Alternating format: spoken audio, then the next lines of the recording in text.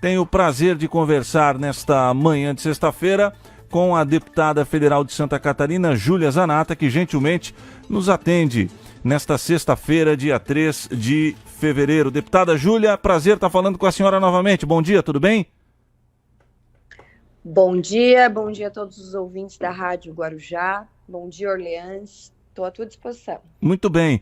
Bom, deputada, antes da gente entrar no assunto que motivou a nossa procura pela senhora para que essa pauta fosse ao ar, gostaria que a senhora falasse, a senhora conversou aqui comigo na Rádio Guarujá algumas semanas atrás como deputada eleita, agora efetivamente a senhora é deputada federal por Santa Catarina. Como é que foi essa situação da posse? Como é que está sendo vivenciar essa experiência nesses primeiros dias como deputada federal Júlia Zanatta?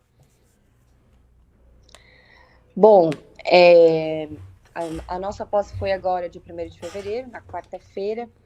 Foi muito emocionante, porque apesar de eu já ter convivido bastante em Brasília, né, foi um momento muito esperado, muito trabalhado. Percorri vários municípios de Santa Catarina, tive a minha campanha muito desacreditada, porque não tinha mandato, enfim. A nossa nominata era muito forte, né, Heber? E então, na hora do hino nacional, me emocionei muito por tudo que nós estamos passando no nosso país, porque eu virei deputada federal e muita gente vem falar para mim: olha, a gente está vivendo um momento difícil, então cuidado o que você fala. E um parlamentar, ele foi feito para legislar, para fiscalizar o executivo e para debater, para falar, para parlar, né? Já fala, parlamentar. Então, estou muito preocupada, eu como jornalista, advogada, estou muito preocupada com essa questão do reequilíbrio entre os poderes, para que a gente tenha liberdade de expressão plena e que a nossa imunidade parlamentar seja respeitada. Então, desde o dia 1º, já fiz alguns movimentos, apresentei aí, montei uma frente parlamentar da liberdade pela liberdade e da legítima defesa do cidadão, né, em coautoria com o deputado Eduardo Bolsonaro e com o deputado Marcos Polon. Ontem também apresentei 3 emendas a MPs, medidas provisórias, que chegaram no Congresso Nacional para nossa apreciação e tinham prazo de emendamento até hoje. Então, apresentei 3 emendas importantes. Uma, que o governo Lula quer tirar o COAF debaixo do Banco Central, que no governo Bolsonaro o Banco Central ganhou independência. Isso é muito importante, não fica, né, na mão, no escrutínio de políticos, vamos dizer assim, né? Que, enfim, o que acontece? Eles querem devolver o COAF, querem botar o COAF para debaixo do Ministério da Fazenda, que hoje fica na mão do Haddad. Então, você imagina, a gente está vendo, né, que a esquerda, aquilo que a gente falou está se comprovando. Eles não querem o debate democrático, eles querem o debate único das ideias dele. Então, imagina o que eles vão fazer com o COAF, que cuida das movimentações financeiras, debaixo ali da asa do Haddad, que ele mesmo confessou que não entende nada de economia. Ele confessou num vídeo que, quando era assuntos de economia, ele colava na faculdade. Então, você imagina. Outra emenda que eu fiz foi do CARF, né? Que no CARF a gente tinha antes o voto qualitativo pró-contribuinte, em dúvida, em dúbio pró-contribuinte. Como é no direito penal em dúbio pró-réu, nós tínhamos o indúbio pró-contribuinte. E agora eles querem tirar o indúbio pró-contribuinte via MP e dizer que é indúbio pró-fazenda, ou seja, indúbio pró-estado. Na dúvida, decide pelo Estado. Isso não pode, tem que ser indúbio pró-contribuinte, porque nós que sustentamos esse país, o contribuinte que sustenta Brasília, que sustenta toda a máquina pública, que está cada vez mais inchada e que agora, né, com um governo esquerdista, um governo socialista, me preocupa que eles vão querer inchar muito mais.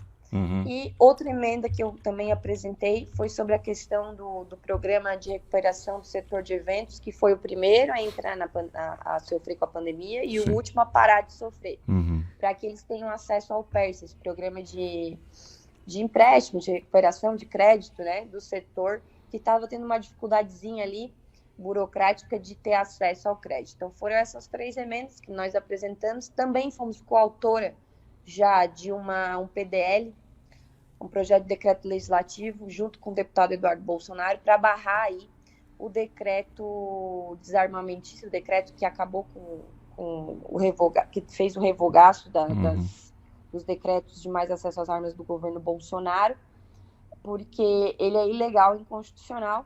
E na data do nossa posse, no dia 1º de fevereiro, o Ministério da Justiça editou uma portaria dizendo, né, que os CACs, que nós temos que recadastrar as nossas armas no Sinarme, sendo que em que pese eu não concorde com o Estatuto do Desarmamento e meu sonho seja revogá-lo, a Lei 10.826 de 2003, ali no Estatuto do Desarmamento está muito claro, né, 2 situações. Nós vamos poder cadastrar nossas armas no Sinarme, numa situação, que é a Polícia Federal, e que nós vamos poder cadastrar nossas armas, que vai ficar a cargo do Exército, em outra situação, que seria essa situação que eles estão dizendo que a gente tem que recadastrar no Sinarme, né? Então, não pode, nós no direito temos a pirâmide de Kelsen, se alguém já ouviu falar, que lá no topo está a Constituição, depois vem as leis, e lá embaixo, menos importante, decretos, portarias, que é o caso. Então, uma portaria não pode mudar legislação. Então, isso é ilegal. E nós entramos com um PDL. Essas foram as nossas primeiras ações. Estava muito movimentado Brasília. Como sempre falo, Bebel, a gente quer aproveitar cada minuto do mandato, porque foi muito difícil chegar até aqui. Eu sei que as pessoas estão esperando um grande trabalho, que eu faça uma grande oposição, para que a gente minimize os retrocessos que nós vamos sofrer com um governo de um descondenado, de um cara que não está preocupado com o povo, de um cara que está preocupado em fazer revanchismo e de um cara que quer que os bolsonaristas, que o Bolsonaro não exista mais, porque ameaça o espólio político do Lula.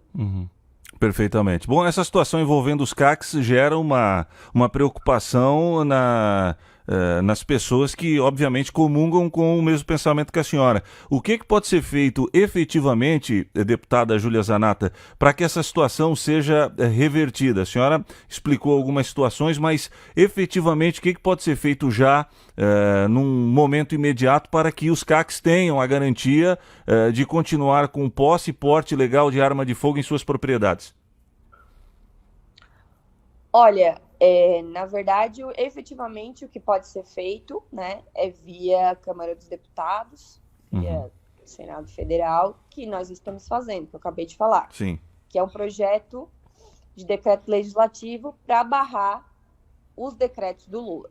Como aconteceu no governo Bolsonaro lá em 2019, do primeiro decreto dele, que deu mais acesso às armas ali, eles barraram, não sei se você lembra, os senadores barraram o decreto do presidente Bolsonaro via decreto legislativo. Então, agora, nós estamos fazendo isso também. Estamos com muita esperança, porque temos muitos deputados que entraram com essa vontade, certo? De discutir o tema. Queremos debater o tema na Câmara dos Deputados para que mais parlamentares se interessem e entendam, né, a questão da legítima defesa. A bancada do agro, né, a frente parlamentar da agricultura, que é a frente parlamentar mais organizada da Câmara dos Deputados, também está apoiando isso. Já conversei com o Lupion, que é o presidente da FPA, que tem encontros assim permanentes, e estarei também, vou participar da FPA, e é uma grande bancada na Câmara dos Deputados. Então é isso, angariar mais apoio certo? Porque, como é que eu vou te falar? Nesse governo, a situação é a seguinte: quem tem arma e quem investiu nesse setor, a verdade é que eles sempre viveram na insegurança jurídica, porque muita coisa foi feita por decreto. Porque o Bolsonaro, naquela época, não conseguiria passar algo no Congresso Nacional. Alguns projetos, até como o 3723, quem acompanha o meio sabe, passaram sim na Câmara dos Deputados, onde Bolsonaro tinha um apoio mais tranquilo, né, vamos dizer assim, mas parou lá no Senado. Está até hoje na CCJ emperrado no Senado.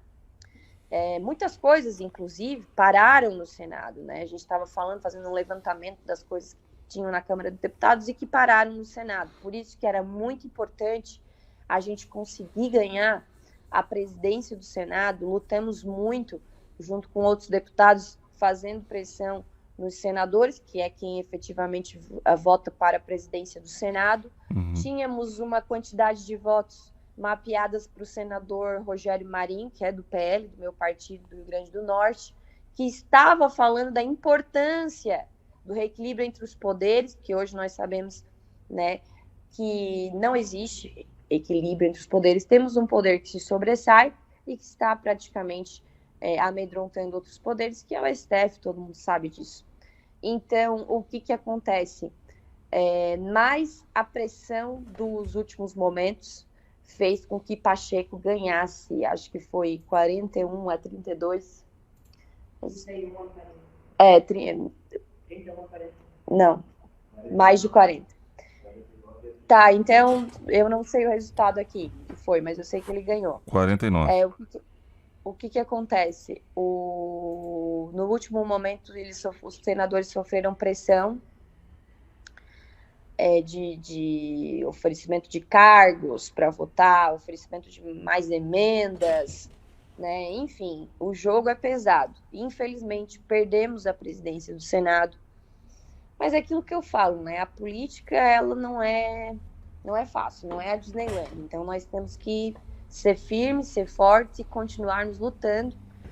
E essa questão da legítima defesa, dos empreendedores dessa área que geram emprego, né, dos colecionadores, atiradores, caçadores, nós estamos trabalhando muito forte aqui para como eu acabei de falar, para que a gente minimize os retrocessos. Agora, garantias, né, nós só teríamos se nós conseguíssemos passar uma lei para que não possa ser mudado, né, com a mudança de governos, para que não possa mudar do dia para a noite. Mas é o que eles estão fazendo hoje. Por exemplo, existe uma lei, que é o Estatuto do Desarmamento, que foi aclamado pela esquerda na época, e que eles querem mudar uma lei com uma portaria, o que não pode. Então, essa portaria é frontalmente ilegal e com certeza nós vamos conseguir barrar via PDL. Tá bom. Deputada Federal Júlia Zanatta, é sempre um prazer conversar com a senhora. Bom dia, bom trabalho, parabéns pelo trabalho aí em Brasília. Obrigada a todos os ouvintes, estou à disposição de vocês.